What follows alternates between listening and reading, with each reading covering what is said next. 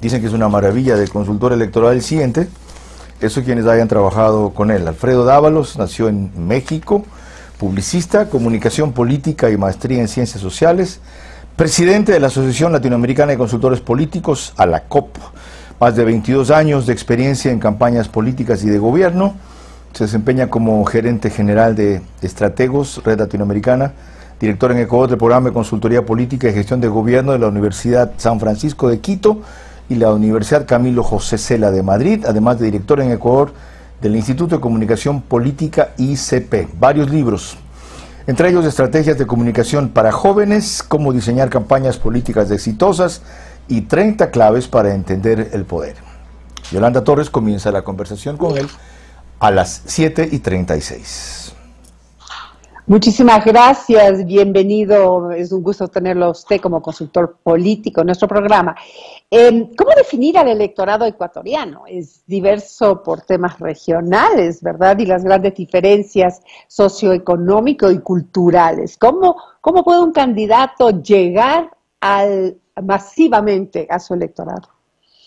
Muy buenos días, un saludo a Carlos Vera hasta Guayaquil, un saludo a todos los amigos de Guayaquil y a todos los amigos que nos están siguiendo hoy en esta hermosa mañana de verano.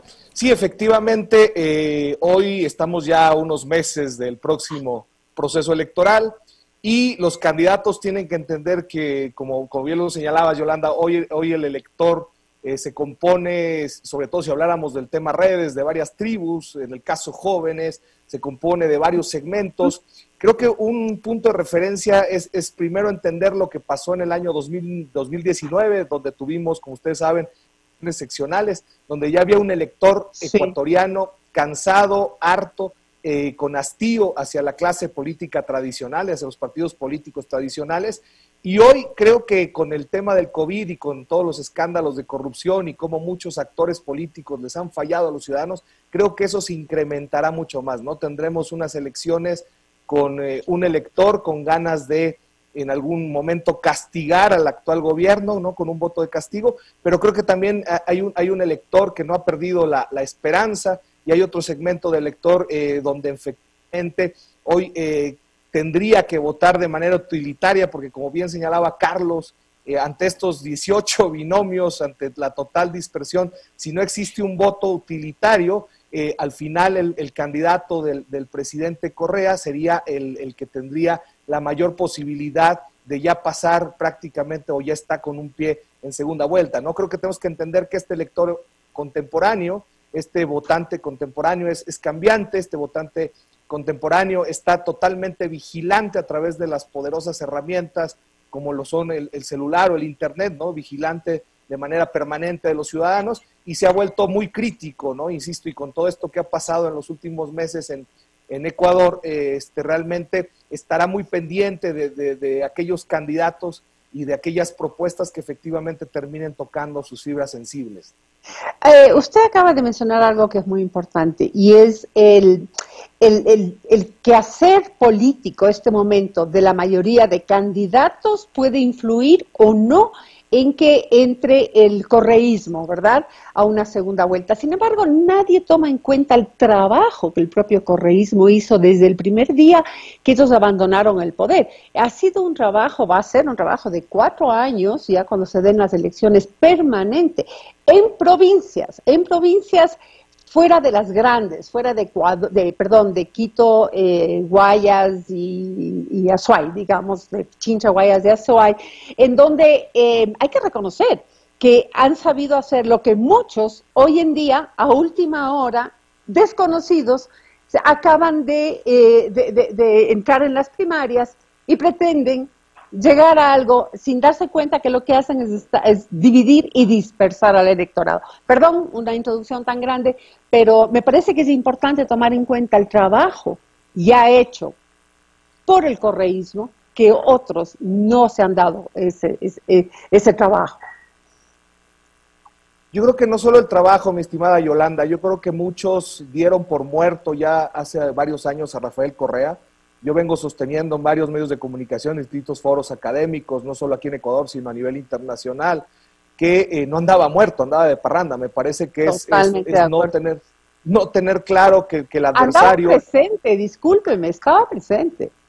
No, totalmente de acuerdo. Este señor ha tenido entrevistas diarias durante los últimos 3 años y medio, en todo el mundo, incluyendo el Ecuador.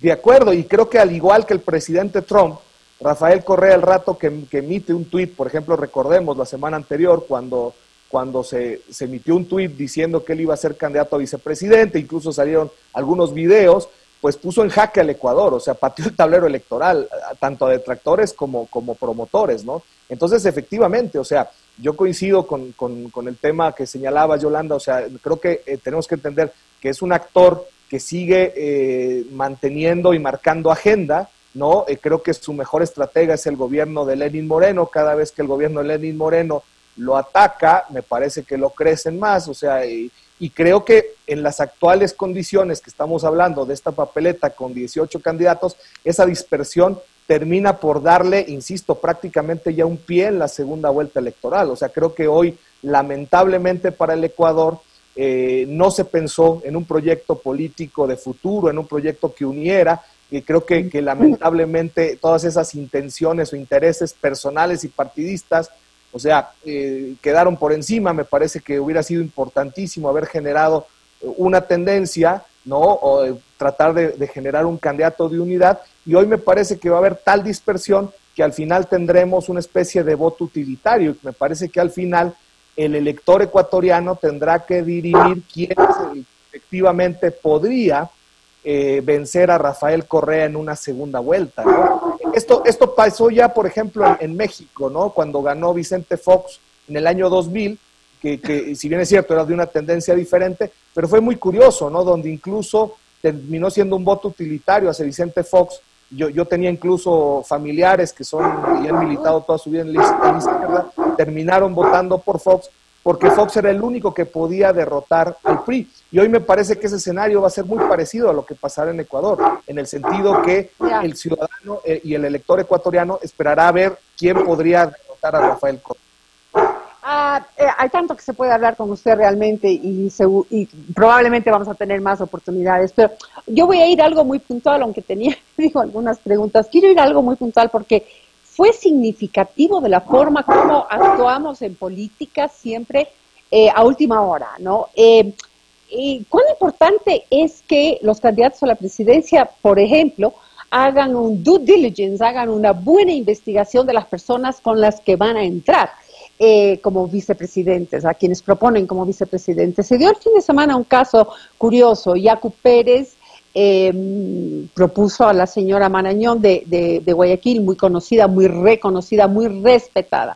Sin embargo, una vez que la anunció, empezaron a salir tweets, la gente empezó a sacar tweets de ella, en donde no hay ninguna concordancia entre el pensamiento indígena y el que ella profesaba. Entre otras cosas, decía que, por decirle, Galápagos debería ser operada, dirigida por otro país, ya que nosotros no podemos hacerlo. En fin, un montón de cosas. Entonces, ¿qué pasó? Tuvieron que echar marcha atrás y dejarla fuera. Y le voy a decir, no es el único caso, que ya irá asomando este tipo de contradicciones. ¿Por qué hacemos todo a última hora? Estamos hablando que un día antes de cerrar las primarias, están llamando a la gente a preguntar por nombres para asambleístas. ¿Qué pasa con nuestros representantes políticos? A ver, mi estimada Yolanda, creo que falta, y no solo es en Ecuador, me parece que es un mal latinoamericano, es una cultura de dejarlo todo al último, ¿no? Coincido contigo, o sea, de no haber tenido, a ver, yo creo que los actores políticos hoy no están entendiendo los tiempos o las etapas de la campaña electoral. Yo creo que hoy, o este mes, por ejemplo, pensemos en el mes de agosto, no era un mes para posicionarse, era un mes, como tú decías, era un mes de inteligencia, era un mes para operaciones políticas, ¿no? O sea, es ridículo, como tú lo señalabas, yo este fin de semana tuve llamadas de un chorro de tiendas políticas para preguntarme que quién sugiero, quién podría ser un gran candidato a vicepresidente o vicepresidente, o sea, y eso me parece que es ridículo, o sea, a última hora. Entonces creo que efectivamente, insisto, es entender las etapas. Otro tema que me parece clave es la falta de profesionalización de los actores políticos y de las campañas políticas. Nosotros por eso desde hace años ya venimos formando un grupo de consultores políticos a través de la Universidad de San Francisco, pero decimos, no deberían de estar los jóvenes o la gente interesada en ser consultores políticos. Me parece que en este tipo de formación profesional deberíamos de tener a los actores políticos, porque hoy el mundo cambió y después de lo que vivimos como pandemia, cambió mucho más. Entonces, hoy vamos a tener, y tú lo sabes, Yolanda, vamos a tener una campaña atípica, vamos a tener una campaña donde no va a haber meetings, donde a lo mejor no va a haber caravanas, donde no va a haber puerta a puerta, donde a lo mejor el 80% de esa campaña se va a dirimir en las redes sociales. Y eso implica que se reinvente la política, que se reinventen los políticos, pero también nosotros desde la consultoría política nos vamos a enfrentar a una campaña, como bien señalaba Carlos cuando me presentaba. Yo tengo 22 años haciendo campañas, de hecho en algunas campañas tuve el honor y el gusto de trabajar con Carlos, ¿no? Lo conozco ya también desde hace 20 años, pero insisto, esas campañas que hacíamos hace 20 años, con por ejemplo el propio alcalde de Guayaquil, Jaime Nebot, hoy son totalmente diferentes. Hoy se requiere, por ejemplo, el tema de la escucha social o la escucha digital. Hoy el Big Data termina siendo clave, pero eso muchos actores políticos y sobre todo que vemos que muchos son de la vieja guardia, de la vieja usanza, hoy no entienden de estos temas de tecnología o las malentienden o, por ejemplo, entran a las redes, como todos sabemos, como el caso Guillermo Lazo, hacen ridiculeces y terminan haciendo que los jóvenes sientan una invasión en su espacio. Entonces hoy, y un poco regresando a la primera pregunta. Sientan vergüenza ajena a veces. Muchísimas gracias, Alfonso. Seguimos con Carlos desde Guayaquil. Gracias igual, Yolanda. Para varias precisiones, Alfredo, en verdad trabajamos juntos. Y es un plato trabajar con este señor del 98 al 2000, porque tiene la serenidad de la cual yo carezco para ver cosas que no puedo ver. Entonces hacíamos un buen complemento entre mi vehemencia y su reflexión, mi fuerza y mi pasión y su perspectiva. Alfredo, podemos mostrar ya los 18, está incluido ya en la última gráfica que les posé hace un rato. Ok, vamos con los 18 para proseguir la conversación. Parte superior derecha, está el que faltaba.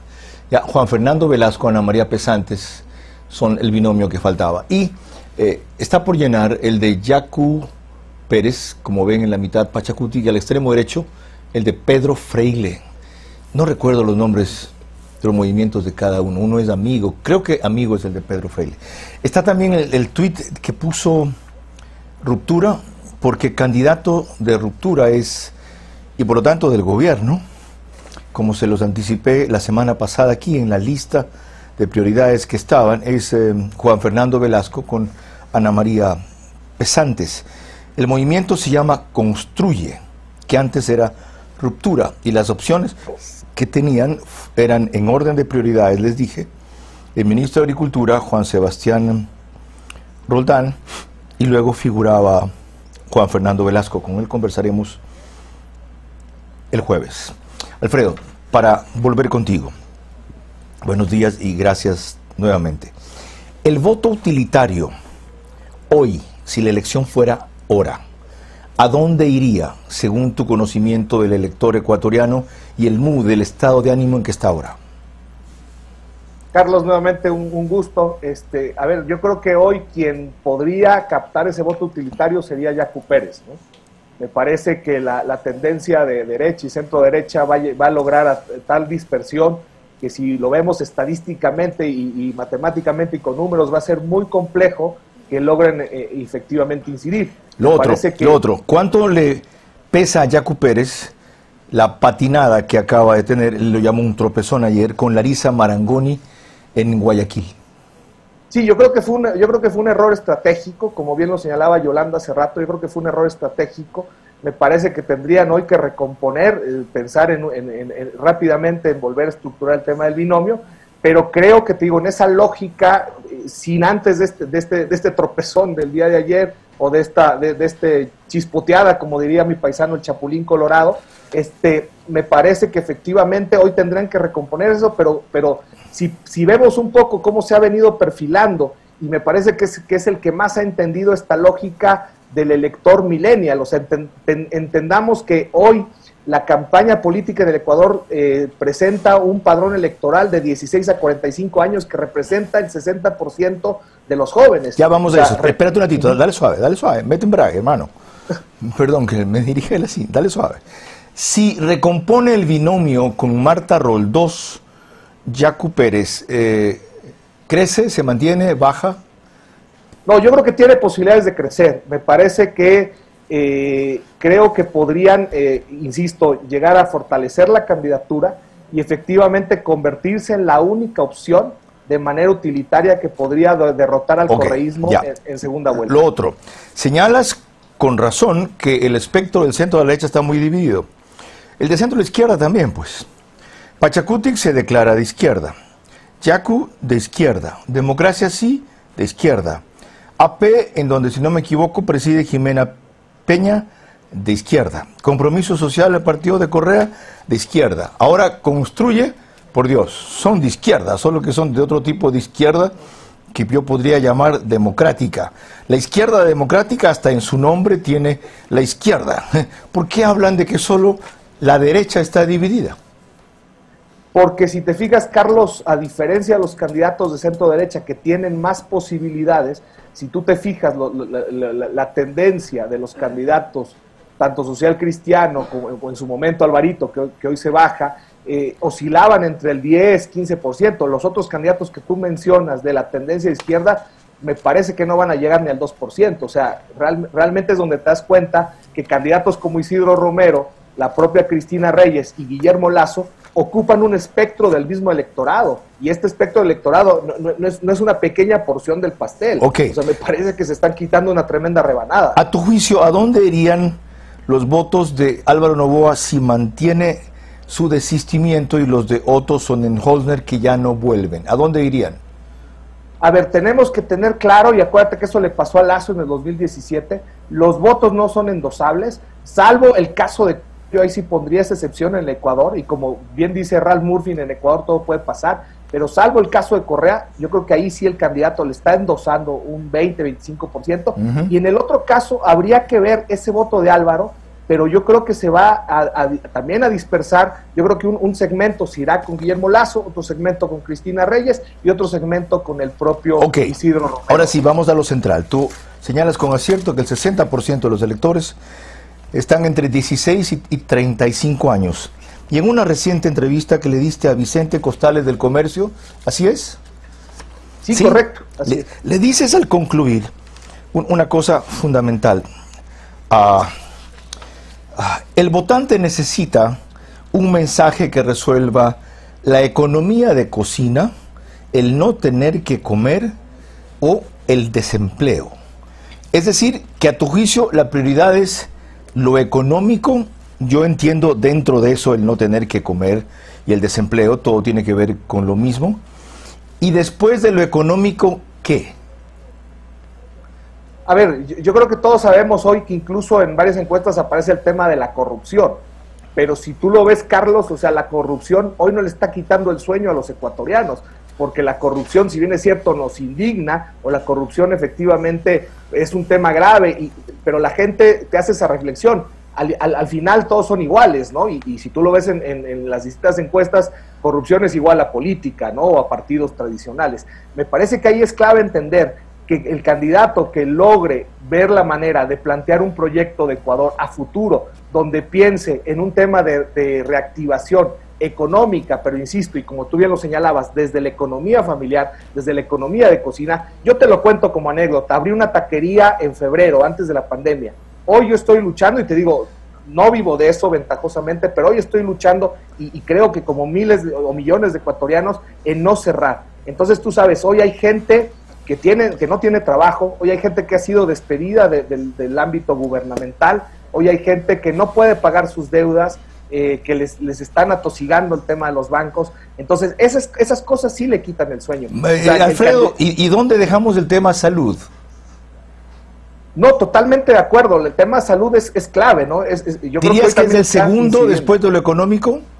Sí, yo creo que sí. Yo creo que el tema salud hoy está siendo clave. Pero insisto, a ver, lo que pasa es que, digo, con esta nueva realidad es que realmente estamos viviendo un mundo surrealista, Carlos, o sea, porque la salud, a pesar, como tú bien lo señalas, es un problema, pero tú ves que la gente sigue jugando vóley. Yo ayer y antier, este fin de semana, estuve por Santo Domingo. Haz de cuenta que era otro cantar, y me imagino que también por allá en Guayaquil, en ciertos ¿Parecía sectores, semáforo verde Santo Domingo? Pero yo estuve más o menos tipo noroccidente, ya llegando a Santo Domingo, pero lo que te quiero decir, la gente sin mascarillas, la misma policía sin mascarillas, wow, jugando fútbol, tomando chela, o sea, entonces si te fijas ahí la salud no es lo que les quita el sueño, o sea, entiendo que es un tema grave, entiendo que hoy está colapsado el sistema, pero te digo, hoy la economía de cocina, o sea, el no tener que comer, el no poder pagar mi arriendo, no poder pagar el colegio, yo veía hoy en la mañana también un reportaje del Comercio donde decía que muchos de los padres de familia que tenían a sus hijos en escuelas privadas hoy se están yendo al tema fiscal. Alfredo, lo otro, decir el mensaje correcto es solo el principio de un acierto, como tú sabes. Tiene que ser el interlocutor correcto. De repente lo dice el mensaje correcto alguien que no es consistente en su trayectoria, en su fisonomía, inclusive en su actitud, con esa propuesta y se produce un divorcio, un rechazo. Ese mensaje correcto del binomio que tú has visto, aparte de que bien dices, Yacu ha sintonizado hace rato la onda, ¿a quién más podría quedarle? Ahí hay algunos jóvenes. Juan Fernando Velasco es un joven cantante.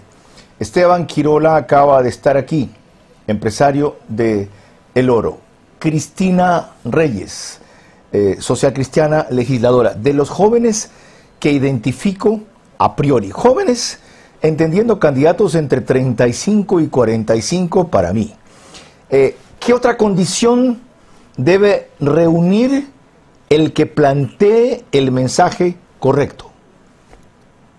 A ver, yo creo que eso tiene que estar acompañado de una propuesta seria, una propuesta que sea capaz de tocar las fibras sensibles. Como tú bien lo dices, Carlos, hay este famoso libro de Roger Ailes, Tú eres el mensaje, que es espectacular, porque era un asesor gringo que hablaba de todo esto. Pero sí, efectivamente, tiene que tener una propuesta seria.